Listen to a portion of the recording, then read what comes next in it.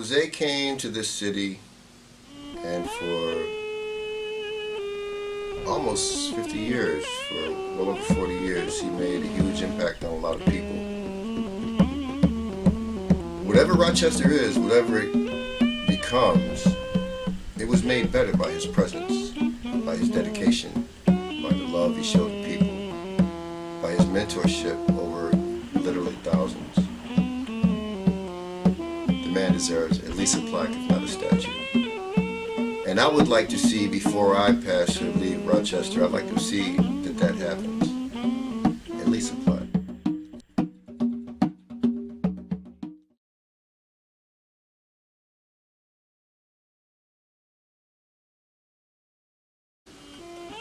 I was lucky enough to have several mentors in life.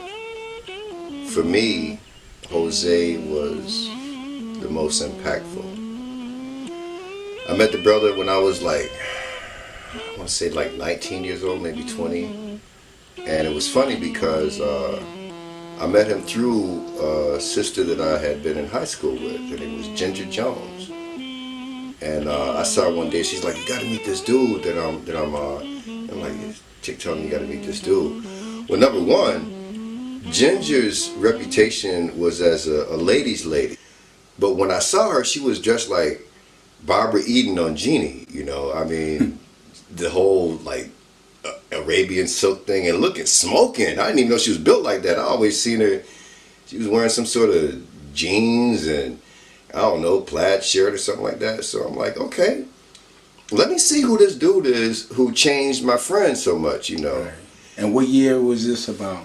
This had to be like 1980 or 81. Wow. He had been in Rochester for 8 years at that time because he came here in 72 from he grew up in Pittsburgh, and his father is actually a famous musician, Hosea Taylor Sr., which got him into the sax, but that came way later. When I met the brother, he was focusing his energy on the martial arts. He had been certified by the Purple Dragon as an instructor. I came in, I had some very minimal martial arts training. I mean, from being a kid, but my thing physically was really running. I was doing a lot of races or whatever, little 10K and 5K, stuff like that. Track star. So the brother told me, he's like, "Well, you already got the conditioning, so you know you'll be great in this." And without leaving humility, he did make me great. Like within 6 months, I was beating some of his black belts. Wow. And he put me through the test and gave me a black belt, which I think is kind of like record time for somebody coming into an organization like that. It's like, damn, Pops, I miss you that much. And it seemed like yesterday. It seemed like, you know. Right. What was it like growing up, and how many siblings did you have growing up in your household? In my household, it was just my father, my grandmother, and myself. I was the only child. I had other brothers and sisters, but between my mom and dad, I was their only child. Mm-hmm. So I had my dad to myself for a long time until I got a little older and my brothers and sisters started coming around. I have a little brother and sister that were born after I grew up. But it's 6 of us all together, including one stepbrother. Hosea Missouri Taylor Jr. was a fixture in the ROC, spreading manners, encouragement, faith, and hope. Hosea was a motivational mouthpiece for the community. No matter what age, if he encountered with you, he left an impact in a positive way. Always looking at the bright side of things, interacting and building relationships with all walks of life was Hosea's thing. Never to pass judgment on any human being unless they were tainted with no respect. Hosea would not take the time to engage in negativity. They say that chivalry is dead, but not in Hosea's case. And being that you have a large family, Does any of your siblings have any of your father's traits as far as talent? As far as talent, I have an older brother. No, not talent, but I have an older brother split image of my daddy. When I look at him, I see every bit of my father. He's my oldest brother. Okay. So no one picked up doing No karate, like that? Oh, we were all taught karate at some point in our life, and it stuck with us probably since we could walk. And he spent any time with us. He basically taught us all the same things. Mm-hmm. He was a teaching man. He never missed a moment to teach us anything from any situation. And he definitely taught us how to fight. That was the first thing and foremost. We had to learn how to protect ourselves, even as little kids. So a lot of people, as the brother grew older, they didn't really know about his martial arts expertise, but the man was a magician. I mean, really, like one of his, again, trying to keep my humility, I was pretty adept at the art by then and could handle most people, but he had this technique that I'm going to call the hidden hand. He never named it, but he was the only person who could hit me, man. His hand would come from out of nowhere. He'd be there like going against all the grain with one hand down and behind his back. You don't do that. You have both hands up for defense, but he would do it, and then that hand would just come from out of the twilight zone and smack me across the head at unpredictable times, and each one was an act of love, really, and he made me better. Well, my name's Brent Merritt, and I was born here in Rochester. I met Jose when I was young. I was probably just going into junior high school. I don't think my story's going to be too much different from anybody else's. Mm-hmm. I was a young man getting into a lot of trouble at the time. I thought I was having fun, but I was really being destructive. Jose was the uncle of one of the guys that I used to run around with all the time. So I would see him. Once Jose got wind of what we were doing, he snatched us up. Mm-hmm. He dropped us off with Earl Smith, mm-hmm. who in turn put us with Amos Postway. Over the years, I don't know, the city is different without Jose. The whole atmosphere is different because he brightened up everything around him. Mm-hmm. And we needed that. From opening doors for a woman and child before entering an establishment, he would never forget his manners. Please and thank you are the words from a positive gentleman who expected respect as he gave it. He was a father to the community, a grandfather to the community, and an uncle to the community who had a giant positive spirit that was infectious.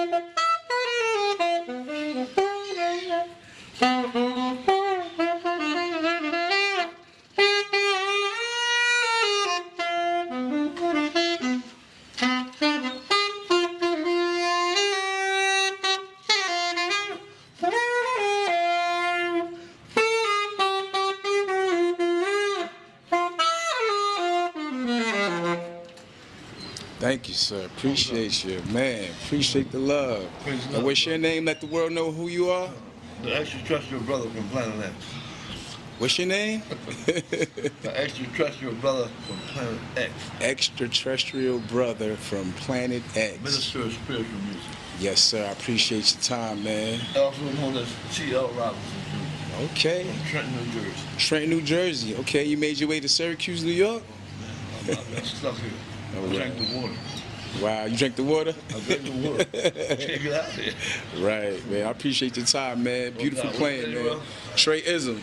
All right, Trey. Trey-ism, man. I appreciate the love. No doubt. Well, I've known Jose for years, since Midtown days, late 80s, early 90s. I used to work at the Wild Pear, and he's always come through. He used to sell me his oils and his incense. And it's funny because that was like 30-some years ago, and I still wear oils to this day because of Jose. Because of Jose. And, you know, he was he was very important to me and my wife because, you know, he loved my wife as well as she loved him. Wow. And, you know, there were events that we were a part of. If I wasn't there and she was, he would make sure she was good until I got there. You know what I mean? And, you know, as old as I am, as much as I ran into him, Jose was always a wealth of knowledge. Right. So he always, you know, dropped some jewels on me, whatever, no matter how old I was, but he always dropped them jewels. And he was just a very remarkable human being, man. I mean, I always say he's a Rochester treasure, and nothing will ever change that. He was the man. Through all walks of life, you know, people reinvent themselves. Some people stay the same. Some people constantly, you know, evolve. You know, your father was a evolving man. What type of stories have you heard, you know, throughout, you know, his time, you know, hearing from other people, you know, outside of your family, that might have impacted you? My dad impacted me at a young age. We had a lot of people always around us. It was like people were drawn to him. Everywhere we went, we were allowed in anybody's house. The community was always his family. As a little girl, just walking down the street with him, kids would start walking with us. Adults, and I'm like, Dad, you know them, you know them, you know them. And he'd be like, yeah, this is such and such, let me introduce you. Yeah, so the community was our family since I was younger. I couldn't go anywhere. Everybody was my grandma, everybody was my auntie, everybody were my cousins, my brothers and sisters. I grew up on the west side, and we were just tight-knit. I could remember one summer, my dad opened up a camp. He started a camp downtown. I believe it was South Clinton at the Michael Stearns building. He rented out some space where he taught karate, and he took all the neighborhood kids, or the whole city kids. They weren't just from the neighborhood. They were from the west side, east side. Anywhere he could find some kids playing on the street, or even ask somebody, you got some kids, you got some kids. Right. He would always want the kids to teach them. He started the camp, and we would go down to Manhattan Square Park every day for lunch with our sandwiches and play in the waterfall. I was about 8 years old then. So we were really invested in the community when I was a little girl.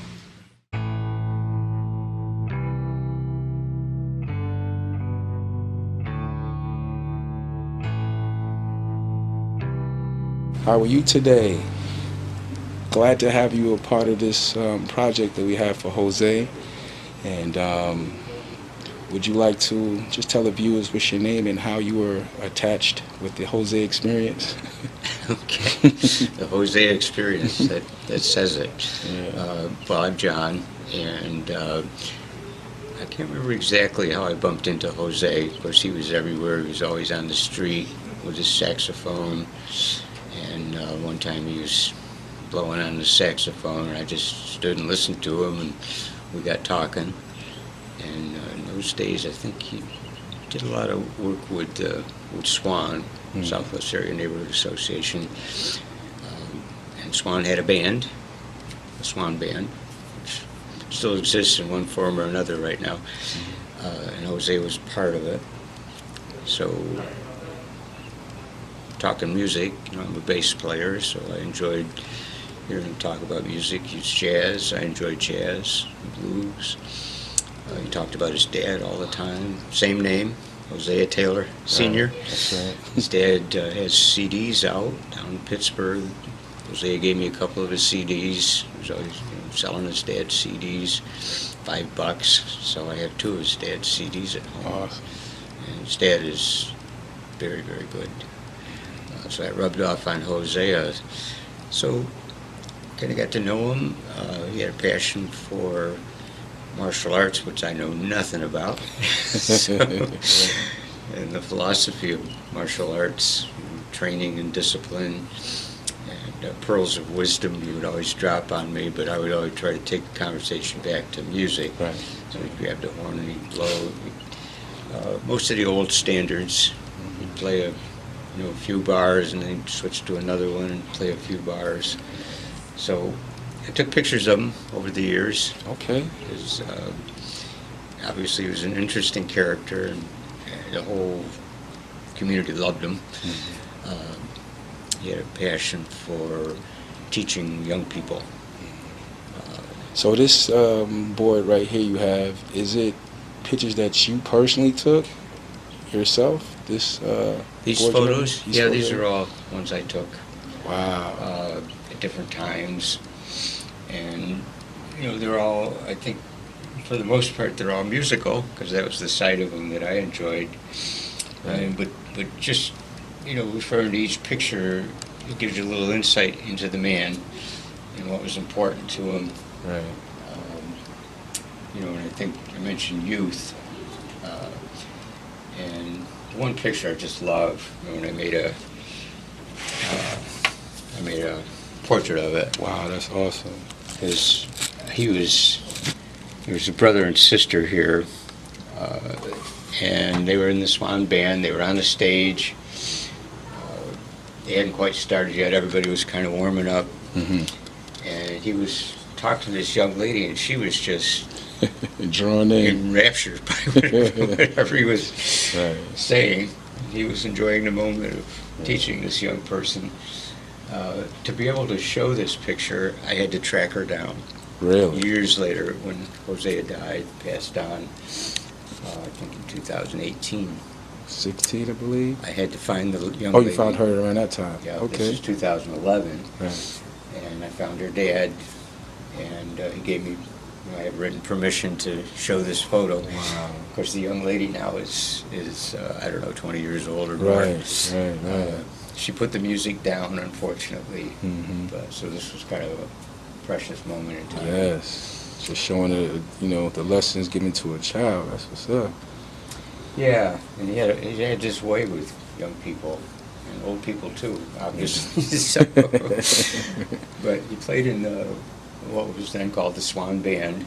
Mm-hmm. And we played at the neighborhood coffee shop here, 2009. And he was with Nate Rawls, has always led that band.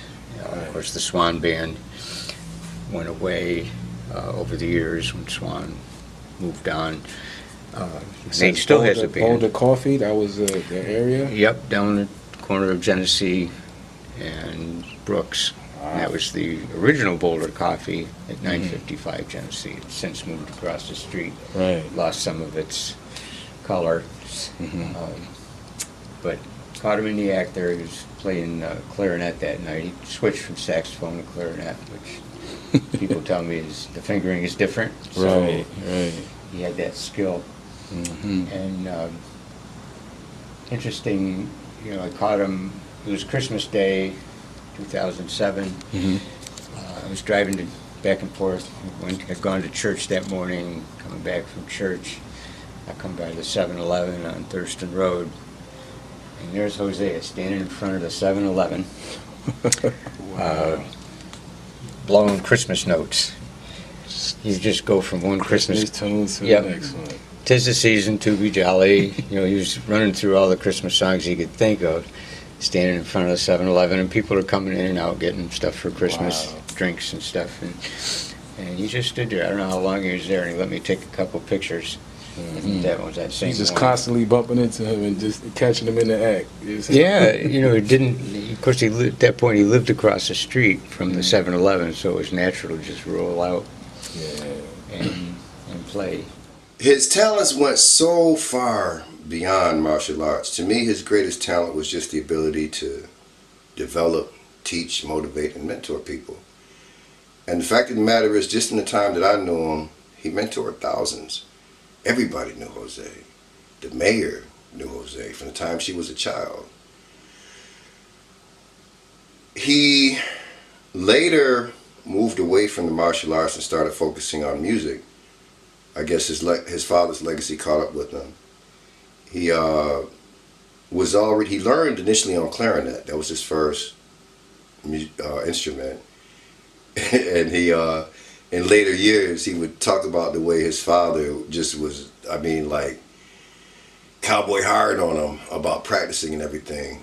But it paid off because the brother turned into a master. He fell in love with the saxophone in later years, and everybody heard Jose all throughout the city. That's how he connected with people. That saxophone, it was more than a musical instrument. It was a soul instrument. When this brother played, and come on, he wasn't no Grover Washington. He wasn't no joke. But he just drew people to him. He'd sit on that bridge and you could hear the sounds of that saxophone wherever you were in downtown. And if your ears were working, you could follow it. And when you got there to him, he would have a joke, maybe something crazy to say, some words of wisdom. He would always have something to say. He ain't good. If he didn't have anything to say, then you had a bad spirit on you. Because if you had any kind of human spirit, he was going to reach out to you. He was going to speak to you. He was going to connect to you. And you were going to fall in love with this man. I've known him to sell incense, cologne, of that nature. Used to walk around with the gi on, This was downtown at Midtown Plaza and whatnot when I first came up here. Probably like early 90s. And he was just, he had this one oil that no one could get. And I used to wear this oil and I used to be like, yo, you can't get this oil. And I gave him. It wasn't jute, was it? No, it was called Arabian Night. That smells so good. And and he went and got, I told him, but that Arabian Night was that. Yeah, that was my joint right there. So he was able to get it for me or not. And, I left, came back, and he was doing something different, playing saxophone and getting into music. And, man, like you were saying, he was just like a fixture within the community and whatnot. I like how you said, I had him for myself, when you were younger. What was it like just sharing them with the world, It was eye-opening to me as a little girl. Little kids are shy, and he would just amaze me how relaxed he would be around complete strangers and tell me it's okay to talk to people, it's okay to interact with people. If you don't know what's going on around you, then what do you know? And I thought it was just amazing to me because I hadn't seen anybody else like him around me. He was just a human being. He gave everybody a chance to shine. He wanted everybody to shine, wanted to be their best selves. And no one else around me that I see just love the world and its people like that. So it was amazing to me. I thought my dad was my hero. Definitely. And you have kids of your own now. Yes. Not now, but Six. I have 6 children, a lot of kids. But. Right. But the last literature you named one of your kids after your dad. Yes. What was it like, just your experience with just raising your kids, in the tough, city of Rochester, being surrounded of different elements, that come with it. Having a father that's very peaceful and don't want drama, But of course, drama tends to knock on anyone's door, you know, and tell them, you know. So, you know, what's it like just being able to share, you know, your dad's legacy through the name of one of your kids? Well, I'm definitely teaching them to be kind and patient with everybody that they run into, because you never know what's someone's story. You never know why someone's angry. You never know why someone's hurt, why someone's lashing out. Always be careful around people, because it is dangerous out here now. Yeah. But if you can talk to somebody and make them smile, or just get them to open up or feel better just that second, you've done something for this world, because it's crazy out here right now. And I wish he was here now to help everybody with this problem in this neighborhood, because this neighborhood it's just gotten worse and worse, and I just wish he was here so he can guide me to know what to do, because sometimes I don't even know what to do with these kids. I see kids on the street cussing adults out, and then I have to pull myself in sometimes and be like, okay, what will my father do? Because sometimes I don't want to say nothing and I just want to walk away, but I have to assess the situation, and that could be my child. So what my father do? My father would say, you know, talk to this young man or say something to this young woman, because they might not have the father that I had growing up. So it's just, I try to teach my children to be that person, that stand-up person, to stick up for people who can't stick up for themselves. Right. To be kind to people even though they might not have a smile on their face. But I just try to teach my kids to be role models, to be what my dad taught me to be, how he taught me to be. Legendary Jimmy Highsmith Jr. Wow. Glad to have you. Appreciate you stopping by just to share some words about Hosea. Wow. You grew up in Flower City, Rochester, New York? Yes, sir. Yes, sir. Man. This title legend, I don't know about that. I'm alive still. I'm not dead yet. So. Right. I'm not a legend yet. well, if there was such thing as living legends, I definitely would like to just, you know, salute you with being one of them and whatnot. You know, I appreciate that, brother. Pretty acclaimed, Grammy nominated and award-winning saxophonist. That's incredible, just from being, you know, from this town. And there's many, you know, musicians, what have you, but none has stood out as much as you have with, you know, collaborating with the likes of Alicia Keys, Wynton Marsalis. You know, what was it like just going on that journey with just, you know, getting those accolades and, you know, just playing with some of these people who are, you know, legendary themselves in the game? Well, let me first say Rochester is the birthplace of a great many talents, from Cap Calloway to Chuck Mangione to Ron McCurdy, Steve Gadd, Joe Locke. There's a lot of musicians come out of Rochester who've done many, many great things and gotten actual Grammy Awards. As far as that journey, I'm on it still. It's not over. Yeah, right. It's not over. People like Hosea, you know, he put the work in the community and always inspired me. I knew Hosea going back to the 80s. I'm a black belt in martial arts, so was he. We first met back in the 80s doing martial arts. Wow. And also being musicians. I had the pleasure to teach Willie Lightfoot Sr. saxophone. He started the Swan Band, so I was involved with that in infancy, and so was Hosea Taylor. So again, we linked up in that regards. Hosea, to me, nobody in my opinion has dedicated more time with inner city youth than Hosea did. You know, and for me, being from Rochester, when I was on stage with people like Alicia Keys or my buddy Wynton Marsalis, you know, I always reflected back on the work people like Hosea did in the community, and it kept me grounded. And I'm still grounded. I mean, I'll never get the big head. There's too many great artists out there doing great things, much bigger than myself, who are as humble as pie. And I met them and talked with them, they mentored me. So who am I to get the quote-unquote juicy head? Yeah.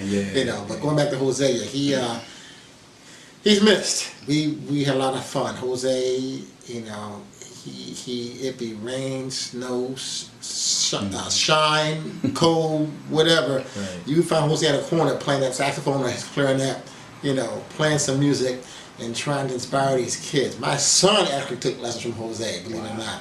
And my son's a very good saxophone player. Unfortunately, he don't talk to me about it because, you know, there's that son-father thing, you know, right. You can't teach your own kids. But, right. You know, Jose took the time, and I appreciate him for that, right. To mentor my son on saxophone in the Swan Band. And there were so many kids he's mentored over the years who are doing well musically. And so his work lives on, you know, since his passing. But he definitely is missed by me and a great many in this community, because again, he put the work in. A lot of folks talk the talk about how bad these kids are and how this needs to do and this needs to do that and this and that. But what are you doing to contribute to their success? What are you doing to ante up and help change the trajectory of some of these kids who may be in crisis? Right. Instead of sitting back just talking trash and saying how bad they are, you go, okay, so they are. Mm-hmm. Now, add some input to try to help the situation. Right. Try to find out why they do what they do, right. Why they think the way they think. Listen. You know, I do a lot of mentorship, and one of the biggest things I find is listening to these kids' stories. Mm-hmm. They're so used to getting talked to and talked at. Mm-hmm. And I've heard, you know, they're just, they're angry. Right, right. And if you take the time like Jose would do and listen to them, mm-hmm. hear their stories, you know, and then try to advise them without judgment. Right. And that's what Jose did. That's all that he had. Mm-hmm. So what was it like when it came to you playing music with him and like going out in public and, you know, him laying down, you know, the instrument box or the hat to get currency for playing? What was it like just passing time with him, you know what I'm saying, just intermingling with the community at the public market and, you know, wherever he felt, you know, it needed to be, of hearing his, you know, his sound? Well, first of all, I thought I was done with the drums when I was about 14 years old, and my drum set perished in a house fire. I had been taking trap set lessons before that. When Jose started really getting serious about the music, I don't even know how we came about it, but he talked me into getting a drum, a djembe, mm-hmm. which I still have today. It's been reskinned. And I started playing with him at first in community events. You know, Jose would just throw an idea out there and it would pick up and run. For example, the typo that became a great event. What was it called? It was called, he put the special thong. And I know that he meant the type thing and hit O instead of I. Mm-hmm. He never admitted it, but he meant to type the special thing or whatever that was, but it was the special thong. Man, this brother had everybody come up there to perform at the special thong. I was one of them. Mm-hmm. And we had a great time. Was just it called totally the special thong? Because I know it was another one he did called the groovy thong too. Groovy thong, that's what it was. Groovy thong. So okay, so what was the groovy thong? It was the groovy thong. Gotcha. I knew it was a thong, but it was supposed to be a thing. Groovy thing. Yeah, and that typo turned into something that was, I mean, I think we even freestyled about a thong, you know, with a church lady playing on the keyboards. Right. What's her name again? That was Miss Deborah. Cox. Yes, Miss Deborah Cox.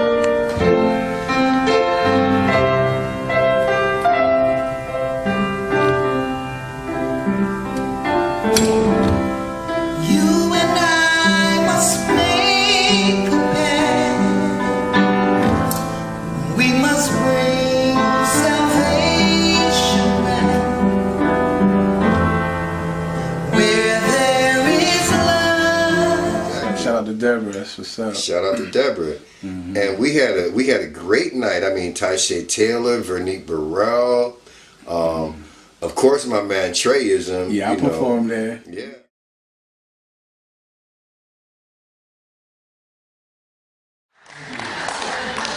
Treyism, get your host behind down here on this mic. Give it up for John.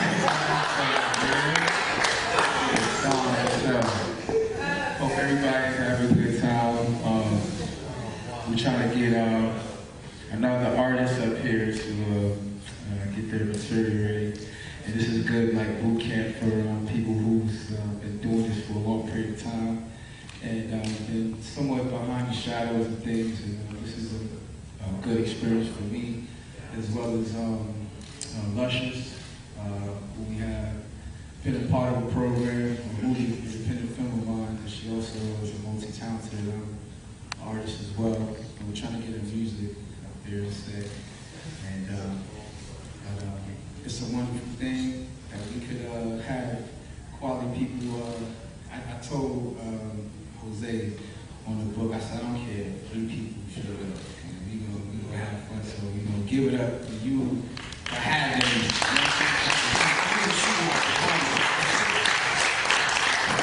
off-the-shelf music. This is called Miss You. Sound man, we're gonna have fun with this. Ready now? Hey, this is somebody I wrote about before some time ago. It's called I Miss You. This song was written by my boy, so this is by the way. Who's that? Look at Channel 14, ICTV. She wants to stay home tonight. She don't wanna go outside. She wants to stay by my side. And I think that is so right.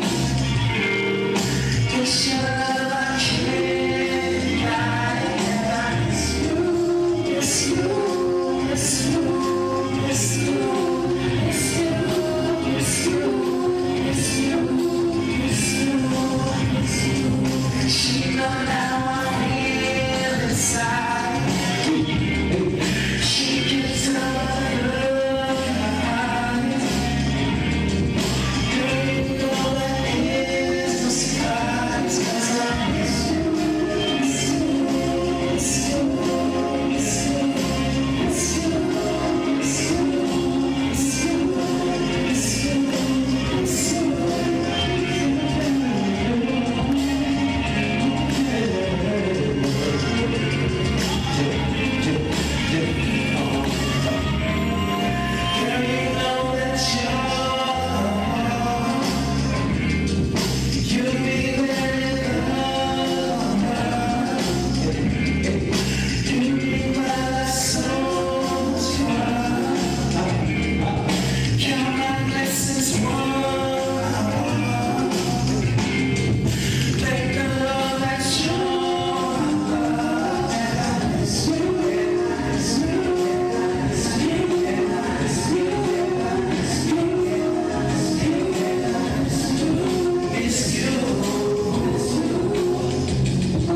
And I wound up at Jose's inspiration. I did this little kind of like ad-lib one-man show, window panes or whatever. Later turned it into an actual show and performed it just kind of like the idea of a military veteran that was dealing with some mental issues, which was real then and is still real.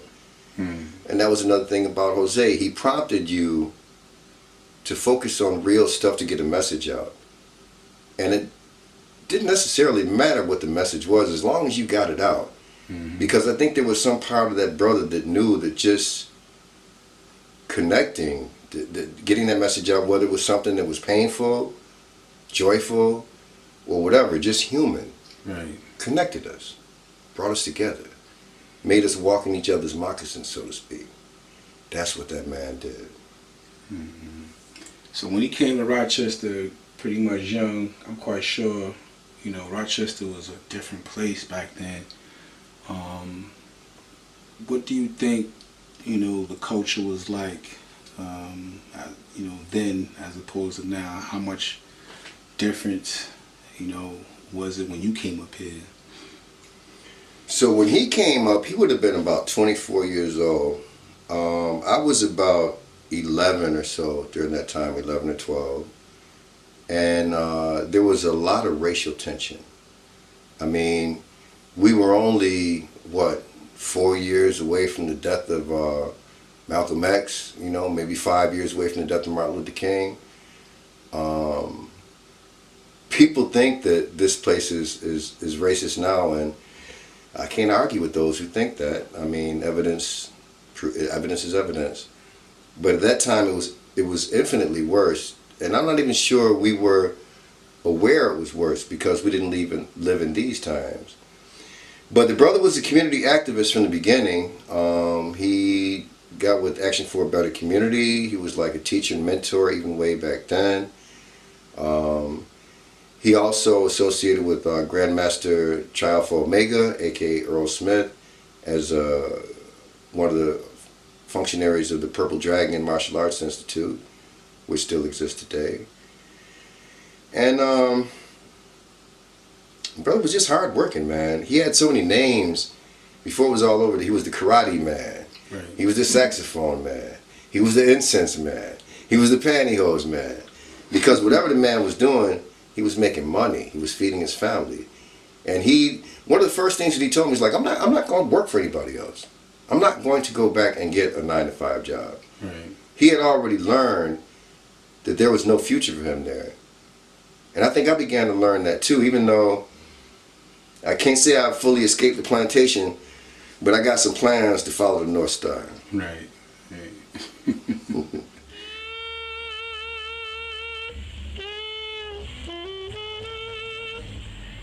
Rochester, New York has lost a true treasure. From being an activist to a black belt master in karate, from selling incense and oils, mentoring kids throughout the community, teaching them music, and not being judgmental to one's financial status quo.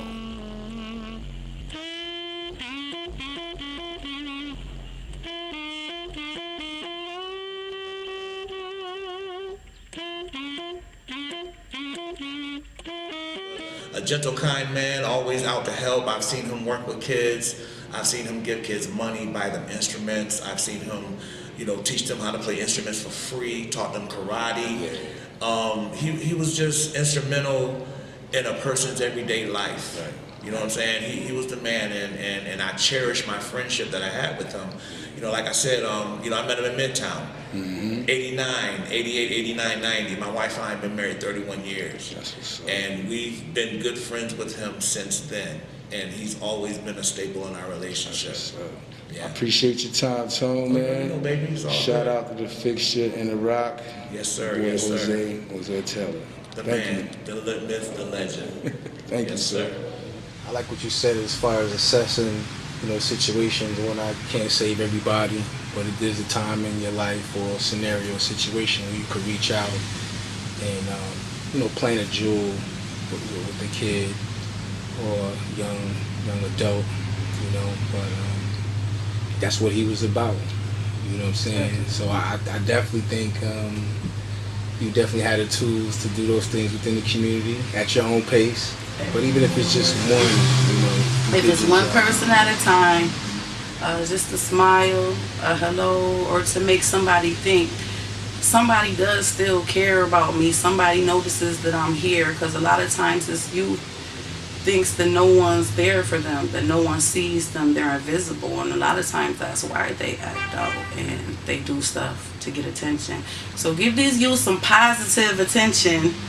And you might see some positive attention back. We got to give these kids a chance. Right.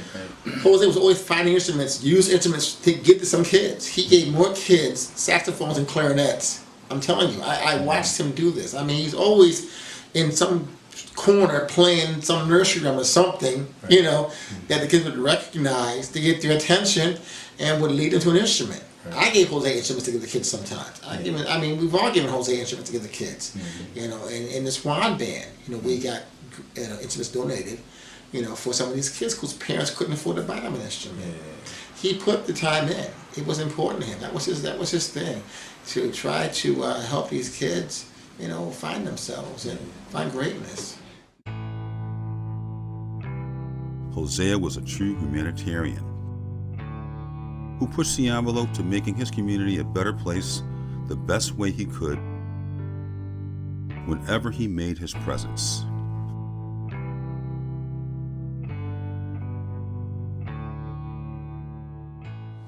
That was fun. More stuff with the Swan Band, Lady D. That band still exists. This band right here still exists? Yep. Okay. And there's Hosea off Right. to the right, Okay. one of the saxes. And I think it's called the Nate Rawls Community Band now, same people. Jose known as, what's it called? Sextacular? Saxtacular? He's good. The other thing that was fun is wherever there was an opportunity to play music, he would be there. Right. So, of course, everybody knew him from the public market. Saturday morning, he'd be out there, he'd put the sax case on the ground, start playing, and he had a way of bantering with people, engaging people as they went by, especially young people. They would stop and look at him, and he'd, what's your favorite song? Right. Son, and he would play a song for him. And of course, that generated revenue into the sax case on the ground. Right. So he found opportunities to play. So our community has what we call a porch fest, where we put music out on porches. Oh, really? All over the neighborhood. This was in 2015, and we were on Deborah Cox's porch. Deborah Cox, right. Yep. She was That's definitely Miss awesome. Cox. And Jose on the sax, and yours truly on the bass. Wow. And we just jammed, running through all the songs that Deborah knew. Right. And Hosea playing along, and I would play along. If I knew the song, I would jump in. And Always having jam sessions to try to keep it sharp as well. yeah, and one that, another jam session, this one occurred during the Jazz Festival. Okay. And every year at the Jazz Festival, of course, it's downtown, people everywhere, music everywhere. And this one is in front of Abilene's bar. And Abilene always had an act inside. But Hosea, and I think that's Cookie, like 3 or 4 folks would just sit on the curb out in front of Abilene's, put the case on the ground, And just jam. and just play. Good stuff. Right. Good music. And they split everything down the middle, huh? People walking by would stop and listen, throw a few bucks in there. I felt like we were in New York or Right. Memphis or Louisiana, in New Orleans, where that happens all the time. Yeah. So You don't see that much up here as far as people, putting their music case down up here. So it's funny how you say they do that a lot in New Orleans and in New York. They have a lot of subway performers who like to, earn their money by showing their talent. And up here, come to think of it, I don't remember anybody else outside of Jose that really would, experience sharing their talent for currency, And there was a little bit of a reason for that, because he liked to play during, of course, the public market on Saturday. Right. Thousands of people there, that made sense. And then during the week, he'd like to go downtown. And not everybody appreciated him downtown. So Right. the police, some business people, they would shag him off the street. Complain, right. So he had to give up playing downtown. And to me, that's the color. I mean, that's what makes a community vibrant. Right, You have people playing on the street. This was a jam session. I don't know how we got to do this one. Jose is off to the right again. Oh, okay. Myself. And a guy named Cookie on the guitar. There's another guitar, white guy. Says jam session at the greenhouse. Yeah, it was. Swan had a greenhouse across the street from, on Dr. Sam McCree Way. Right. And we just hooked it up one night. We said, come on, let's get down to the greenhouse and we'll just sit there and jam. And we did. It was one of those moments you never forget. And everything just kind of meshed and gelled together. And yeah. So it's always been fun. Later on, I've got a picture here in 2015. And Jose was feeling his age a little bit. I 58, let's see, he was in his 50s there, probably 55 or so. So he's with the mayor. With the mayor. The Swan Band had been playing, this was at the Dantzler Center over on West Avenue. The Swan Band had been playing, he was with them, and the mayor showed up. It was some kind of a community meeting that night, I can't remember what it was. Showed some support. And of course, Mayor Warren knows everybody, and everybody knows her, so she just came over, gave him a hug, and I was able to get that picture of him. Wow. And it looks like, if you read the body language here, he is In telling control. the mayor something. It's not the Right. mayor telling him something. He's about to tell you what's going on. He's sharing some knowledge and wisdom with lovely Ann Warren. So how long you been playing the saxophone, man? I've been playing for quite a while off and on. And you just got this new saxophone when recently? Got it yesterday. Wow. And but I've been playing a tenor, but the tenor is older than me and you put together. Right. But it worked. And then the bus driver, having thought about it, his daughter had quit. I went to SU, graduated. Okay. Playing, and he had a horn left over because when she got out of school, You just picked it up and played she it. left it home. Wow. So he said, ask me about these ones. Wow. He had me psyched up, man. Thought it was a tenor. I appreciate you taking the time, man. You got the tenor and alto sound. This is a man named Jose who years ago was in Rochester. He laid it down, playing the saxophone, kind of doing the same thing that you're doing, and just keep the music going, what have you. I appreciate you sharing the time and whatnot, and I hope that I passed another gem of wisdom, of knowledge of another musician, fellow musician that was doing some of the same similar things that you were doing, you know what I mean, playing music for the community and so forth. All right? I appreciate you, man. Stay safe, brother. Yeah. You know, about a year or so after Jose passed, I was contacted by this lady named Kathleen Blassie, and she said she was in the process of writing a children's book about him. And she asked me a lot of questions about who he was. She, last year, year before last, released publication on a masterful book called Hosea Plays On. And there are copies at the Rochester Library and everything. Really? Oh yeah, oh yeah. My point is that Jose's not gone. You cannot touch thousands of people in the city, many from the time they were youth, in such a deep manner, and be gone. You never gone. This brother will never gone. And that's why I love the title of her book, even though it was published posthumously for him. Hosea Plays On. It's the truth. It's the truth. Well, our city could use something positive, and the book, Hosea Plays On, does just that. We're joined now by the author, Kathleen Blassie. Good morning. Good morning. I love what I've been reading about this book, and it just seems like a breath of fresh air that we need. And it tells the story of Hosea Missouri Taylor Jr., and there's a local connection here. Tell us his story. Oh, certainly. First of all, thank you so much for having me, and I think the timing is works out really well to talk about something positive. I think Hosea would very much appreciate that. Hosea Missouri Taylor Jr. Lived in Rochester since the mid-'70s, and I learned about him after he passed away. Unfortunately, I never met him, although I'm pretty sure I heard him playing his saxophone in the market at the times I was there. So I read of his obituary that Sarah Taddeo wrote back in February of 2016 when Hosea passed away, and I was very moved and taken with his story, so I just started talking with people, starting with Sarah Taddeo, and then others who knew and loved Hosea, and put the pieces together. And when I learned what he did with the money that people put in his saxophone case, I felt strongly that I might have a story for children there. Yeah.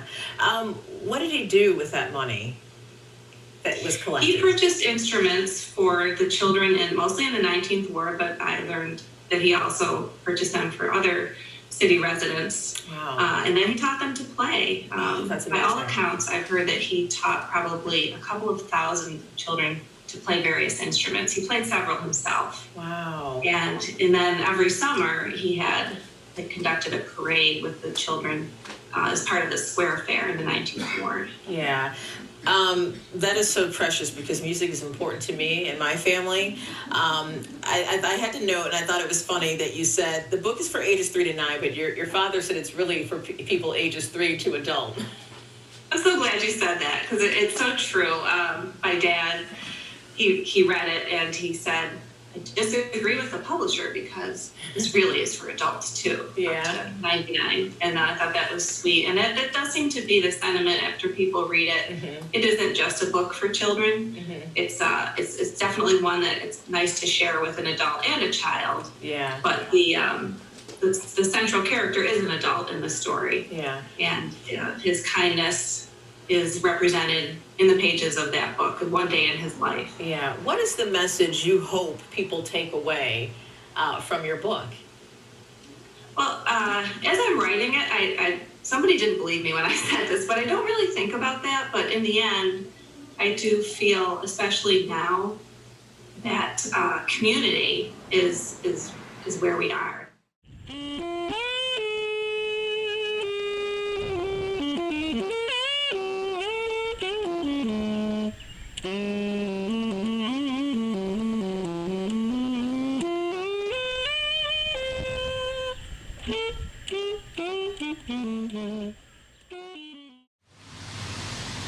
What was your best memory with your dad beginning? And if you mind sharing, your last memory with your dad.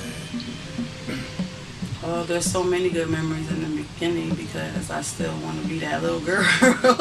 Yeah, I wish I could go back in time. Right. Beginning of my life with my dad was just a lot of learning. That summer camp definitely did it for me. I just looked at my dad like, you gave me kids to play with all day long, every day. Right. Every day. Speaking of the kids, right? Oh, I was about to grab him. Dad had to grab him up. Yeah. My favorite memory as a child was my dad giving me that camp and all those kids to play with every day. It was amazing. And he taught us karate, and we learned how to swim. We went to the Y downtown, and we walked around, and we got to see historic parts of the Susan B. Anthony house. And that was my favorite memory that year. I believe it was like 1986. I had to be like 8. Yeah, that's the best memory.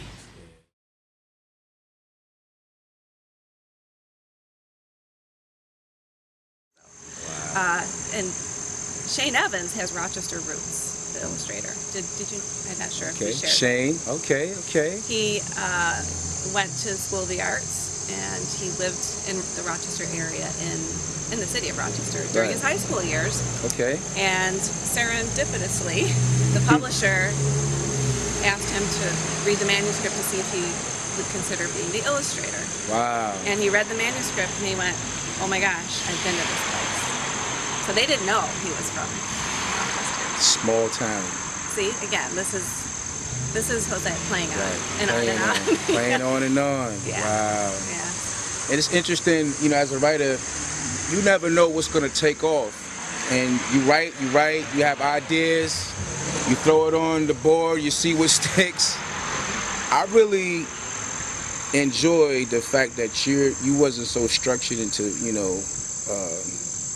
having one particular project that you was just banking on putting out first before this one. Otherwise, this wouldn't have never came out. And writers and creators tend to do that. So what's it like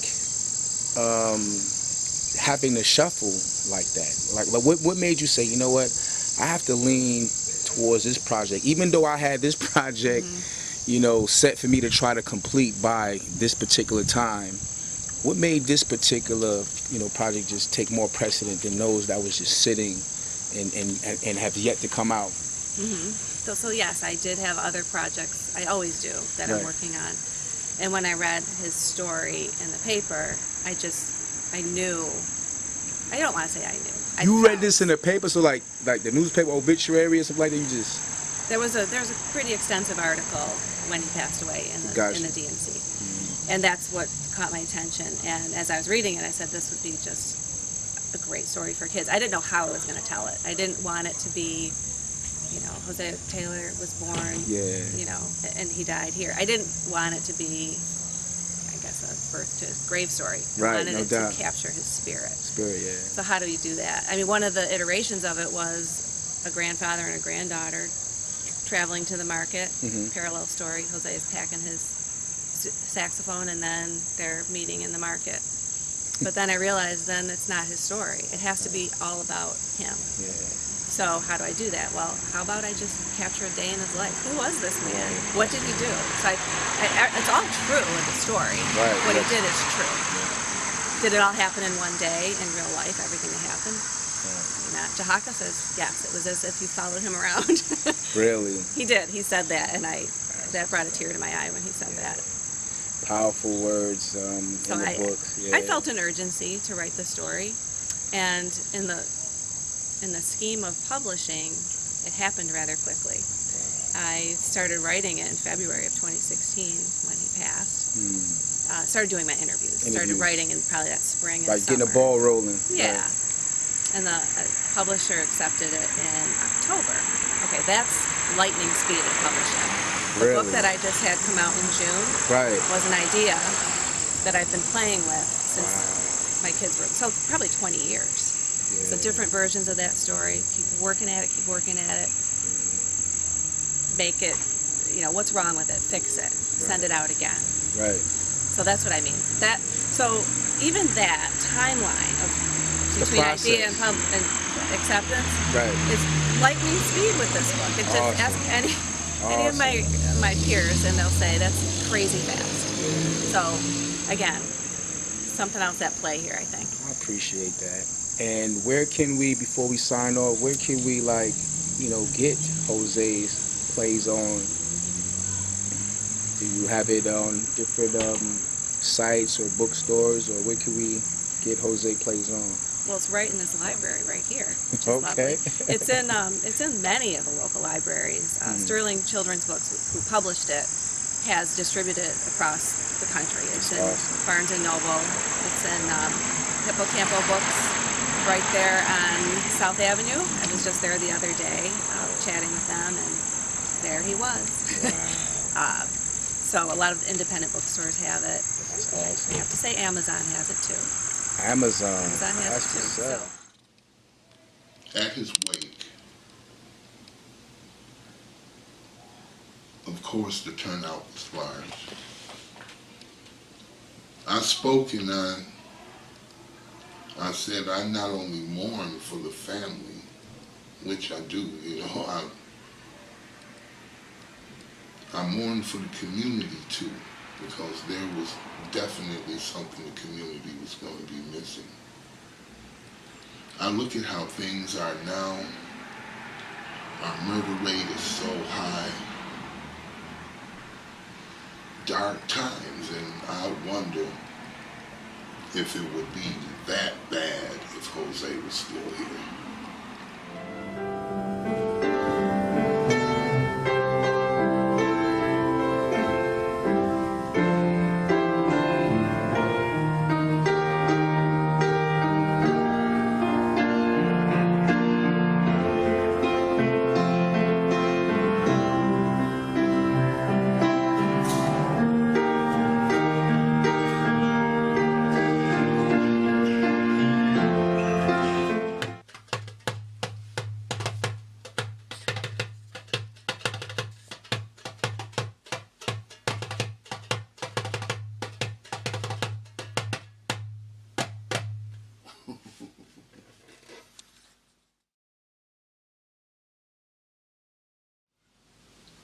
That was rough, man. I mean, writing was easy. That it spilled out of me. And even reciting it at his going home, it was an honor. It was also extremely difficult, and I think I almost broke down during part of it. You were there. You probably saw it. Because I think at that moment it hit home to me that he was not going to be there anymore. And for me that meant a lot, because Jose was a lot more than just a friend and a mentor. The brother became my family. I mean, he was that dude that I used to call like 7 o'clock in the morning for nothing, you know, just, you know, I'm drinking coffee, what you doing, what's going on with your day, kind of thing. And sometimes it felt like my day wasn't complete unless we had that conversation. Only person I talked to earlier than 7 in the morning was my mom. I used to call her 5 in the morning. And it was always funny because I'd say, Mom, did I wake you? And she would say, no, son, I was just resting my eyes. Mom passed. And I started calling Hosea at 5 in the morning. He said, boy, what you doing calling me so early? I said, well, Mama gone, so you my mama now. He said, all right. I say, all right, did I wake you? He said, hell yeah. But that was that brother, though. I mean, wherever he was needed, he would be. And that's kind of how I think he helped me develop as an artist. Before I left for my military career and came back 18 years later, the only kind of art that Jose had really inspired me to was martial arts and visual arts, because I was already a graphic artist, if you will, and I did some designs for our Speaks martial arts magazine that we used to publish.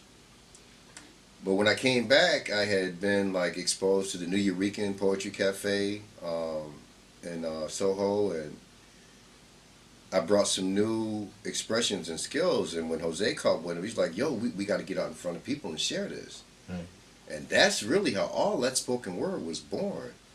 I did not dream of trying to host places like we did down at the Spot and Julia's Cafe and all the places around the city, Underground Railroad, where we held these fantastic events without this brother saying we need to get to people.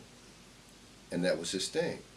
It was the same thing with theater later, even though prior to that I got to give a shout out to the late John Borick, who was a luminary at the MUC, Multi-Use Community Cultural Center.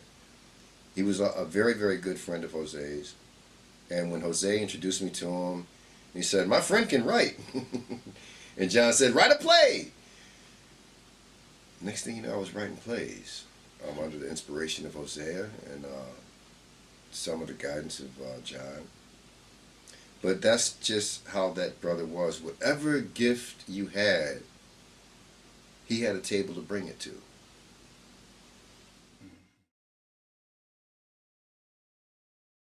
As a universal student, I promise to practice the art of self-discipline, being true to myself, synchronizing my body, mind, and soul, harmonizing with human nature, realizing and understanding the natures of other people, becoming one with myself, becoming the master of my spirit.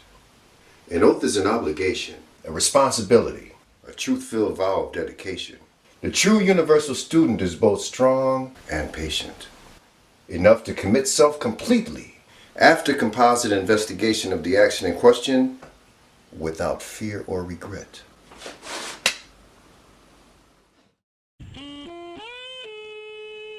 Gone but not forgotten. Rochester, New York has lost a true treasure.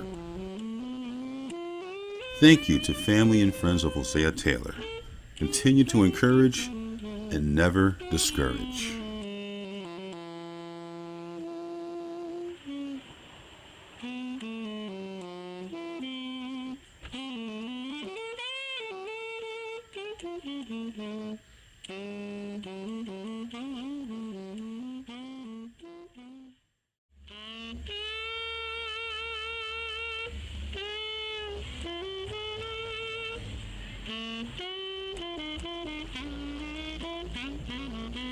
Born August 5th, 1948, died February 7th, 2016. And when they do come together, they get a chance to see each other, ordinarily they don't. Some people don't come, but it's okay. I'm selfish. I appreciate the show myself. I think I've done enough work in the community to sit down and say, let me sit back sometime and let some of the people who are really trying to do it. I'm just a fraud. I make it look good. But I do. I didn't know this show was going to be so dynamic. I swear I didn't. If I had known that, I wouldn't have bought my wife. Because I would holler the hoop and say, yeah. And I saw me bouncing on the back. That little jive one of the best photographers in the world in front row, Mr. Aunt Ray. I don't know about...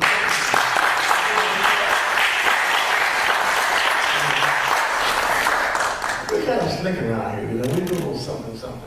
And Trey, I have to do Trey. Trey is a tremendous individual. Not all Trey.